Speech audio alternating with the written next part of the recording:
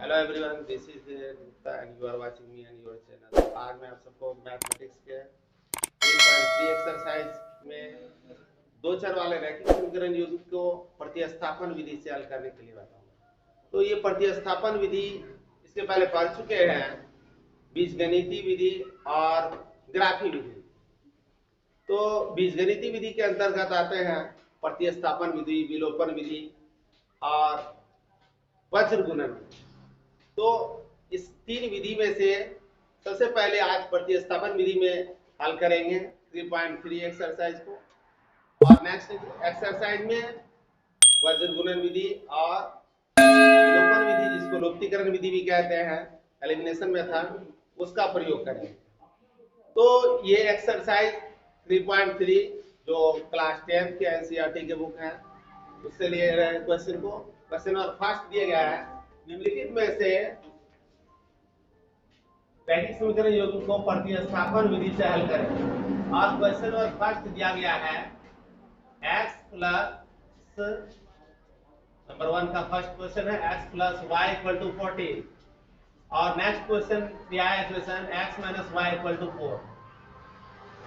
तो इसमें करना क्या है, x plus y equal to 14 और x minus y equal to 4 जो दिया गया है, इसमें x के मान को पहले समीकरण से ज्ञात कर लेंगे और उसके बाद y के मान दूसरे समीकरण में x के स्थान पर प्रतिस्थापित कर देंगे, यानी उसको हटाकर इस मान को रख देंगे।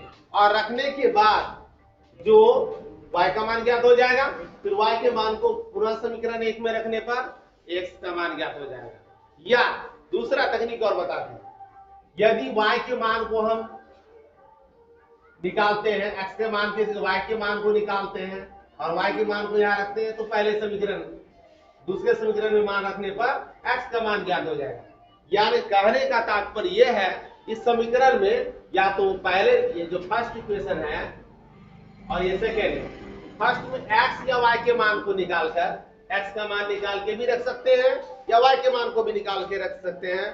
दूसरे समीकरण में वैल्यू को पुट करना है और उसके बाद दूसरा मान ज्ञात हो जाएगा। बहुत ही आसान सा कार्य है ये। तो देखते हैं कैसे सॉल्व करेंगे इसको। सबसे पहले देखते हैं नंबर 1 फर्स्ट इक्वेशन को लेते हैं।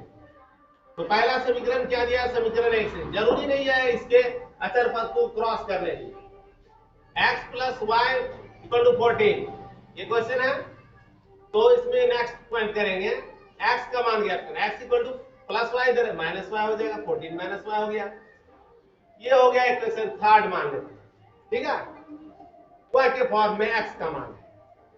अब इस मान को दूसरे समीकरण के x के स्थान पर रख देते हैं। इसको लिखेंगे x का मान समीकरण 2 सेकेंड इक्वेशन में रखने पर, तो वैल्यू को जब x के वैल्यू को रखते हैं इसमें, तो x को हटा देते हैं और यदि यहाँ कोई गुणांक रहे 3 4 2 कुछ रहे तो मल्टीप्लाई करेंगे उससे, ठीक है। या नहीं है इसलिए डायरेक्ट x को हटा के मान को रखना। 14 माइनस वाई हो गया, x के स्थान पे माइनस वाई है, माइनस वाई रहेगा, इक्वल टू 4 है, 4 है।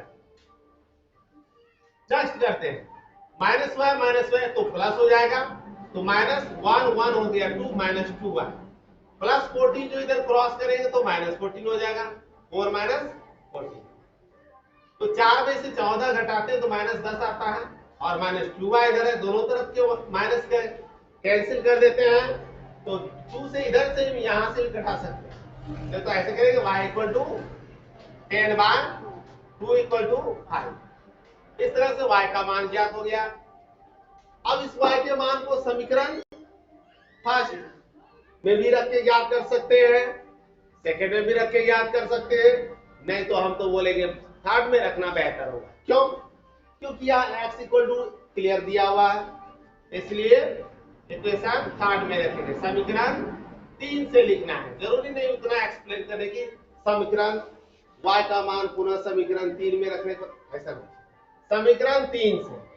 तो समीकरण 3 में क्या था, x equal to 14 minus y, और y के स्थान पर क्या हो गया 5, 14 माइनस 5, 14 में से 5 घटा देंगे तो 9 आ गया। इस तरह से आंसर हो गया, इसका क्लियर हो गया। अतः x इक्वल टू 9 तथा y इक्वल टू 5। ये रहा आंसर, क्लियर हो गया। ठीक है, तो इस तरह से बना सकते हैं प्रतिस्थापन विधि से।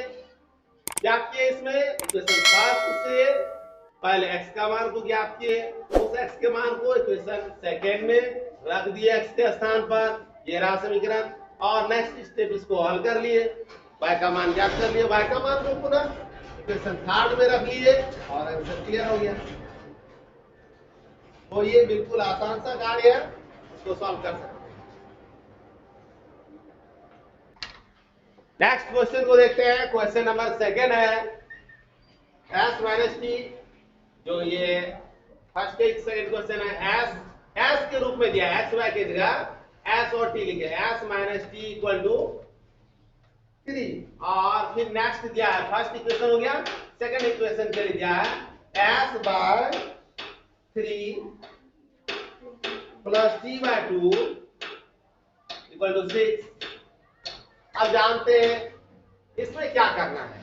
इसमें यहां से भी यदि फर्स्ट इक्वेशन से यदि मान निकाल लेते हैं s का और इसमें रख देते हैं तो सॉल्व हो सकता है, लेकिन थोड़ा बेहतर होगा सेकेंड इक्वेशन को हर को लॉसन निकाल करके ऐसे सरलतम रूप में बदल लेंगे।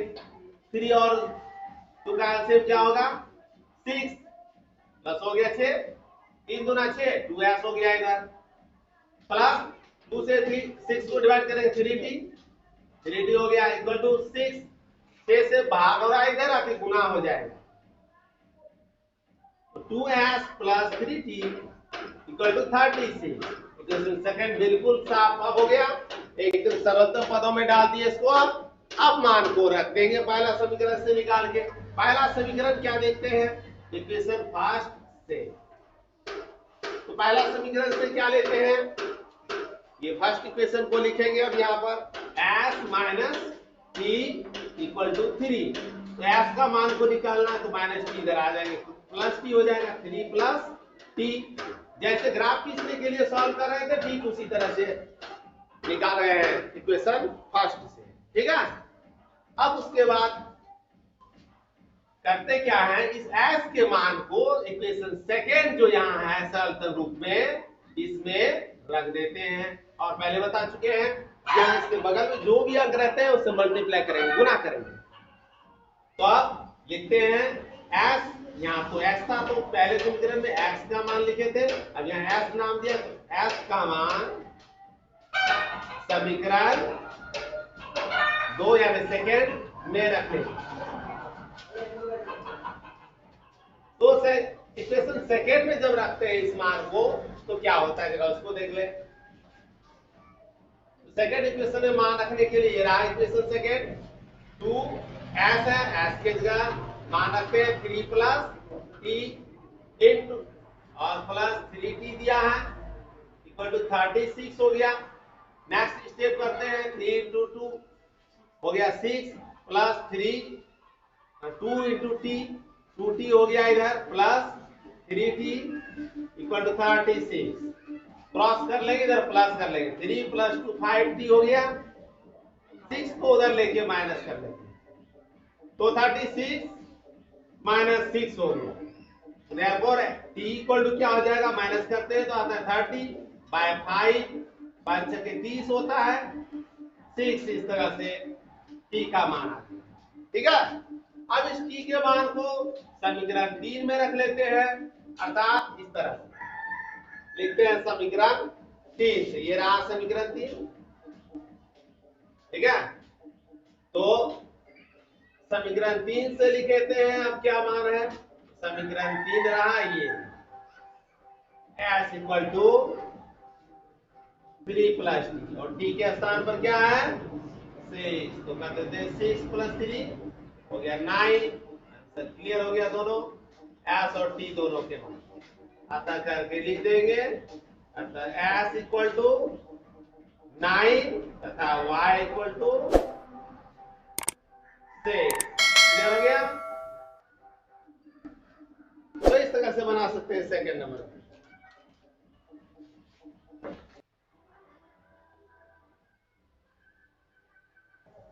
अब क्वेश्चन नंबर थर्ड को देखते हैं, 3x minus y equal to 3। 3x minus y equal to 3 दिया गया है। फर्स्ट इक्वेशन ये है और सेकेंड इक्वेशन दिया गया है 9x minus 3y। 9x minus 3y equal to 9। यहां ध्यान दे, यहां पर इस चैप्टर में समीकरण को जांच करने के लिए नहीं कहा गया है, बिना जांच किए हल करने का उल्लेख किया गया है, इसलिए आगे बढ़ते हैं इसमें। तो सबसे पहले क्या करेंगे आप, फर्स्ट इक्वेशन को लेते हैं समीकरण 1 से। 3x minus y equal to 3 है, क्रॉस कर लेंगे तो 3x इक्वल टू क्या होगा 3 प्लस वाई।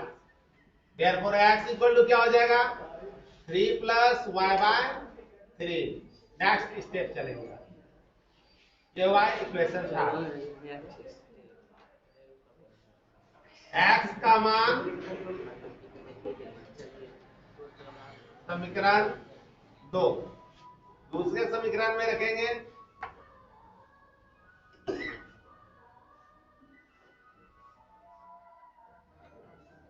सेकेंड इक्वेशन में रखते हैं, ये रहा इक्वेशन सेकेंड। 9 इंटू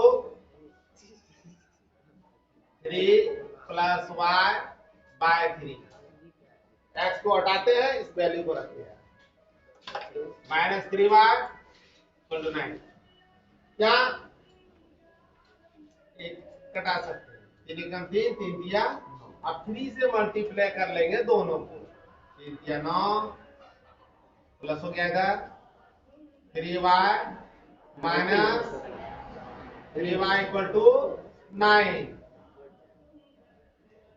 अब यहां एक कंडीशन देख रहे हैं, यहां एक कंडीशन क्या आ रहा है कि यहां पर माइनस 3y प्लस 3y दोनों ही कट जाते हैं और यहां सिर्फ 9 इक्वल टू 9 आ गया। एक क्या ऐसा कंडीशन आ गया, तो अब अच्छी तरह से समझ सकते हैं, यहां तो y तो बचा नहीं, तो x और y के मान कैसे हल करेंगे, हम पहले ही बता चुके हैं। इस चैप्टर में यह नहीं दिया गया है कि समीकरण को जांच करें उसके बाद हल करें, यदि ऐसा उल्लेख किया जाता जांच करने के बाद हल करें तो पहले ही हम जांच करते a1/a2 b1/b2 और c1/c2 पर। तो 3/9 करते घटाते तो 1/3 आता, यहां भी माइनस माइनस कैंसिल होता 1/3 आता, और ये भी क्रॉस करके घटाते तो 1/3 आता। इस तरह से समीकरण के a1/a2 b1/b2 और c1/c2 तीनों ही पद बराबर होते, और यहाँ क्या होता है, तीनों पद बराबर होने पर समीकरण के अपरिमित रूप से अनेक हल होते हैं। तो यहाँ y पूरी तरह कैंसिल हो गया, इसलिए समीकरण के अपरिमित रूप से अनेक हल होंगे, क्योंकि दोनों ही समीकरण एक ही समीकरण दिए गए हैं, यहां भी 3 कॉमन लेंगे तो सेम समीकरण बन जाएगा, ठीक है। इसलिए समीकरण के अपरिमित रूप से अनेक हल होंगे। इस तरह से क्वेश्चन नंबर 3 क्लियर होता है, आगे नहीं बढ़ेंगे क्योंकि अनेक हल जो होते हैं समीकरण के, अनेक हल अद्वितीय हल होने पर हल करते हैं, अनेक हल होने पर नहीं करते हैं। नेक्स्ट क्वेश्चन देखते हैं, क्वेश्चन नंबर 4।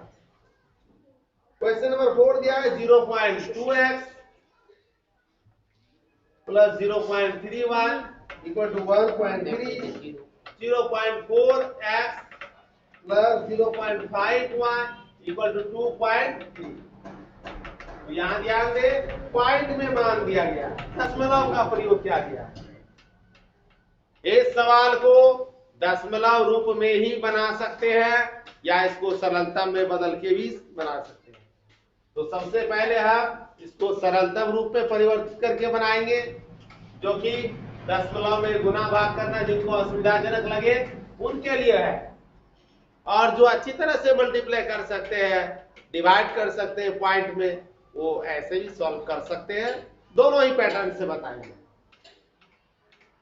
तो पहला इक्वेशन को हम सरलतम रूप में कर लेंगे, फिर उसके बाद दूसरे इक्वेशन में आएंगे। तो पहले 0.2x plus 0.3y equal to 1.3 जो है इसके पॉइंट को हटा देते हैं, पॉइंट को हटाएंगे बाय 10 हो जाएगा, ठीक है।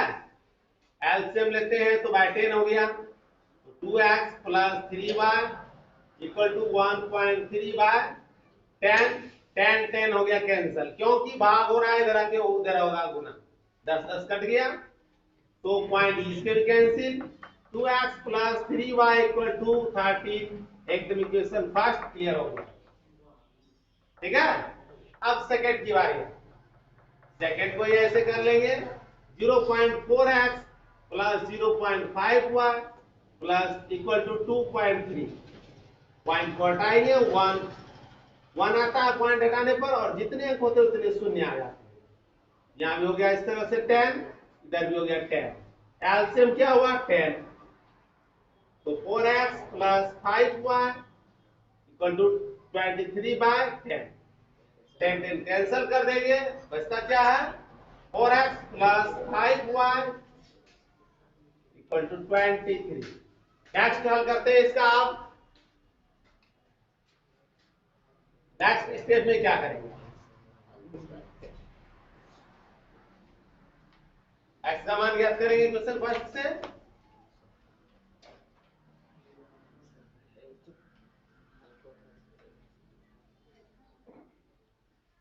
फर्स्ट इक्वेशन को लेते हैं, क्या दिया मान है 2x, 2x plus 3y equal to 13, cross कर लेंगे 3y बाय 2 हो जाएगा, नेक्स्ट में जैसे ग्राफ खींचने के लिए हल करते थे वैसे ही हल कर रहे हैं, ठीक है। इक्वेशन थर्ड क्लियर हो गया, अब इस इक्वेशन थर्ड से कि x के मान को समीकरण 2 में रख देते हैं,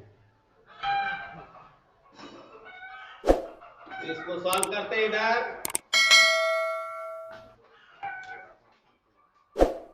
इसको सॉल्व कर रहे हैं, तो लिखते हैं इसके अगले स्टेप को, x का मान समीकरण 2 में रख लेते हैं,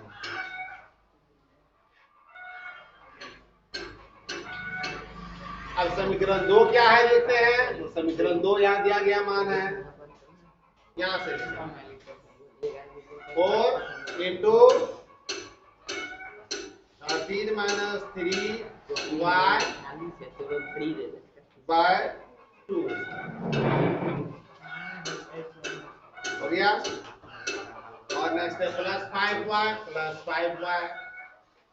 23 ले लिए, घटा लेते हैं इसको, 2 दूना 4 आ गया, 2 से मल्टीप्लाई करेंगे, 13 दूना 26 हो गया, 3 दूना 6, 6y plus 5y equal to 23 आया, प्लस माइनस घट जाएगा, माइनस y आएगा, 1y हुआ, तो इधर हो गया 26 प्लस इधर आएगा माइनस होगा, 23 माइनस 26 करेंगे तो आता है -3, माइनस माइनस कैंसिल हो गया, तो y का मान इस तरह से आता है 3, आंसर क्लियर हुआ, y का मान 3। नेक्स्ट समीकरण 3 समीकरण 3 में x का मान y के मान को रखते हैं तो x का मान क्या हो जाता है 13 माइनस 3y, y के स्थान पर कर दिया 3 बाय 2 हो गया, 3 इंटू 3 कर देंगे 6 हो जाएगा, तो 13 माइनस 6 बाय 2 हो गया, घटा लेते हैं हम, 13 में से 6 घटाएंगे 7, 7 बाय 2, 3 इंटू 3 था 9 होगा, 4 आएगा, 4 बाय 2 घटाएंगे तो आता है 2,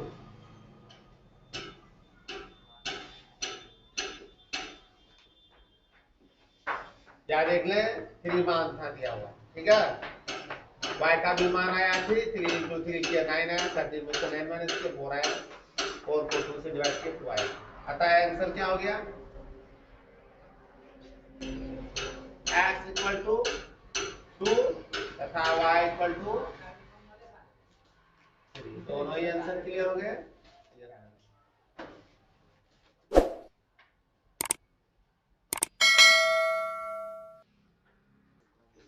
अब देखते हैं क्वेश्चन नंबर 4 जो है, बिना पॉइंट को हटाए कैसे सॉल्व करते हैं। बिना पॉइंट को हटाए भी सॉल्व कर सकते हैं। इक्वेशन फर्स्ट लेंगे, सेकंड लेंगे, ठीक है। ऐसे बनाए समीकरण 1 से 0.2x plus 0.3y equal to 1.3 cross कर लेते हैं और x का मान ज्ञात कर लेते हैं।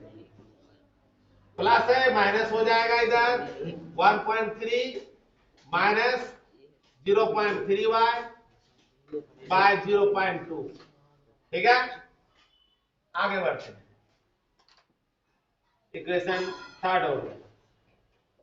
अब x का मान समीकरण 2 में रखते हैं।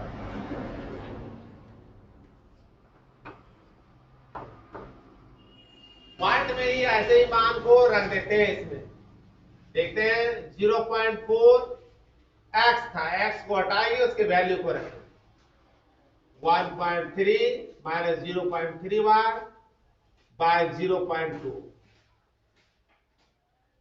Plus 0.5y equal to 2.2। देखते हैं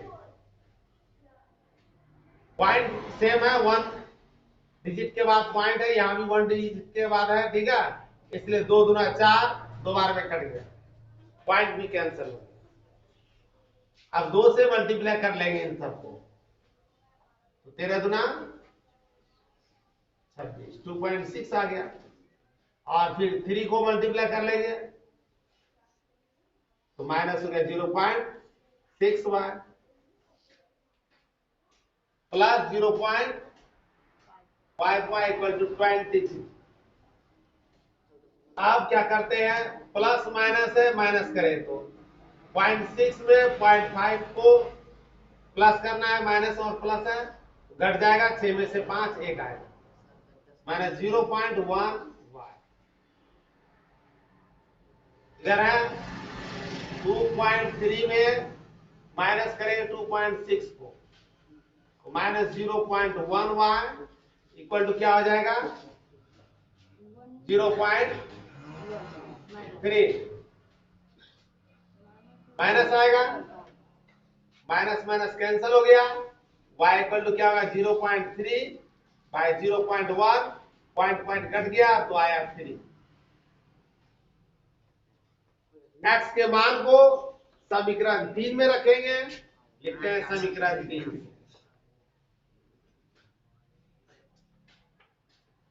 ये रहा समीकरण 3। तो x इक्वल टू क्या हो जाएगा 13 यानी 1.3 माइनस 0.3y, y के स्थान पर 3 आ गया, बाय 0.2 कर लेते हैं मल्टीप्लाई, तो 3 3 9 हो गया, 13 से 9 घटाएंगे 0.4 आएगा, बटे 0.2 आएगा, घटा लेते हैं, पॉइंट पॉइंट कैंसिल करके तो आता है 2। इस तरह से आंसर आया 2। क्लियर हो गया। आता x इक्वल टू 2 तथा y इक्वल टू 3। ये रहे दोनों। तो इस तरह से देख सकते हैं, बिना पॉइंट को हटाए भी इसको सॉल्व कर सकते हैं। डिसिप्लिन दैट के साथ आगे बढ़ना चाहिए। तो नेक्स्ट क्वेश्चन का सॉल्यूशन नेक्स्ट क्लास में बताएंगे, ठीक है। इसके 1.1 के 4 क्वेश्चन है, 1 के 5 और 6 2 क्वेश्चन बचे हुए इसके, ठीक है। 3.3 exercise. Next question next class. Thank you.